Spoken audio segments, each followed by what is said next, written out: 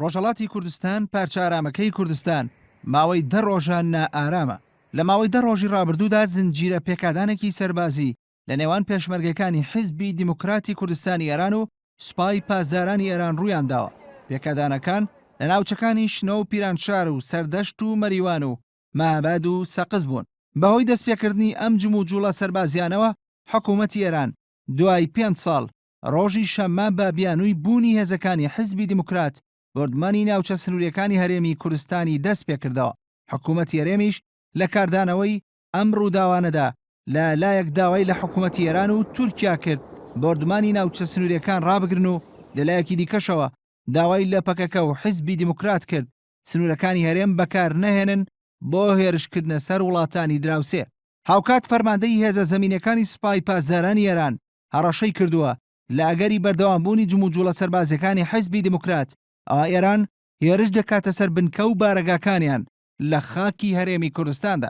جم و جوڵە چەکدارەکانی چەند ڕۆژی ڕابردووی حیزبی دیموکرات لە ساڵی 1994ەوە کەمیوێنە بوون. حیزبی دیموکرات خۆی دەڵێت لە ماوەی 22 ساڵی ڕابردوو لە پێناو بەرژەوەندەکانی هەرێمی کوردستان جم و جوڵە سەربازەکانی لە دژی ئێران ڕاگرتووە. بەڵام لە ئێستادا پرسیاری سەرەکیەوەیە ئایا حیزبی دیموکرات دەتوانێت بەردەوام بێت لەو جم و جوڵە سەربازیەی کە دەستی پێکردووە؟ بەرپرسانی حیزبی دیموکرات تا ئێستا سوورن لەسەر بەردەوامبوونی جوڵاندنی هێزەکانیان. ئەوان دەڵێن ڕاگرتنی شەڕ بۆ ماوەی زیاتر لە 20 ساڵ نەبووە هۆی ئەوەی حکوومەتی ئێران تەنانەت یەک هەنگاو بە ئاراستەی چارەسەری ئاشتیانەی پرسی کووردا هەنگاو بنێت. تەنانەت هەندێکیشیان ڕەخنەی ئەوەیان لە هەرێمی کوردستان و لایەنە سیاسیەکان هەیە کە لە پەیوەندیەکانیان لەگەڵ کۆماری ئیسلامیدا نەتەنها باسی پرسی کوردیان لەگەڵ بەرپرسانی ئێراندا نەکردووە بەڵکو نەیانتوانیوە ببنە هۆی ئازادکردنی زیندانیەکی سیاسی کوردیش. لە ماوەی 2 ساڵی ڕابردووش بە تایبەتی کادر و سەرکردە گەنجەکانی حیزبی دیموکرات و حیزبەکانی دیکەی ڕۆژهەڵاتی کوردستان لە نووسین و لێدوانەکانیاندا زۆر جار ئەو پرسیان و ڕوژاندووە کە ئەوان نانەوێت چیتر بزوتنەوەی کورد لە ڕۆژهەڵات ببێتە قوربانی باشووری کوردستان. قسەشیانەوەیە لە ماوەی 50 ساڵی ڕابردوودا بە بەردەوامی حکوومەتێک لە دوایەکەکانی ئێران کارتی فشاری کوردی باشووری کوردستانیان بۆ بێدەنگکردنی ڕۆژهەڵاتی کوردستان بەکارهێناوە. نمونەکانیشیان ئەوانن لە سەردەمی شۆڕشی ئەیلولدا لە ڕێگای سەرکردایەتی شۆڕشەوە پێشیان بە بزوتنەوەی کورد لە ڕۆژهەڵات گرتووە. لە دوای ڕاپەڕینیشەوە بەهۆی حکوومەتی هەرێم و لایەنەکانی هەرێمەوە فشاریان خستوتە سەر حیزبەکانی ڕۆژهەڵاتی کوردستان.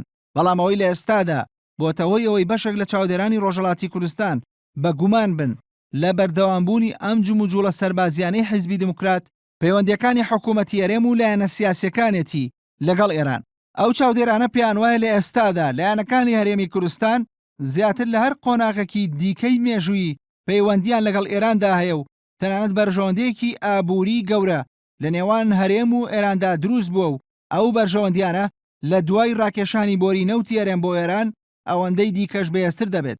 هەر بۆیە ئەگەرێکی زۆر دوورە هەرێمی کوردستان ڕێگە بدات بە حیزبی دیموکرات لەلایەکەوە بنکە و بارەگاکانی لە خاکی هەرێمدا بێ و لەلایەکی دیکەشەوە جم و جوڵی سەربازی دژی ئێران ئەنجام دات. بەوتەی چاودێران حیزبی دیموکرات تەنها 2 ڕێگەی لە بەردەمدایە، یانەوەی بۆ بەردەوامبوونی لە چالاکیە سەربازەکانی بنکە و بارەگاکانی لە خاکی هەرێمی کوردستان دەباتە دەرەوە و یاخود جارێکی دیکە هێزەکانی لە ناوچە سنووریەکان دەکشێنێتەوە کە ئەمەشیان لە ناو ڕایگشتیدا لە ڕۆژهەڵاتی کوردستان بە شکستێکی گەورە بۆ ئەو حیزبە لێک دەدرێتەوە.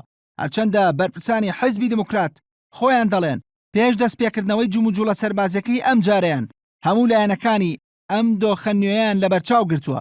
بەڵام بۆ ئەوەی بزانرێت ئەم حیزبە چ ڕێگەیەک هەڵدەبژێرێت پێدەچێت لە ماوەی چەند مانگی داهاتوودا وەڵامی پرسیارەکە بداتەوە.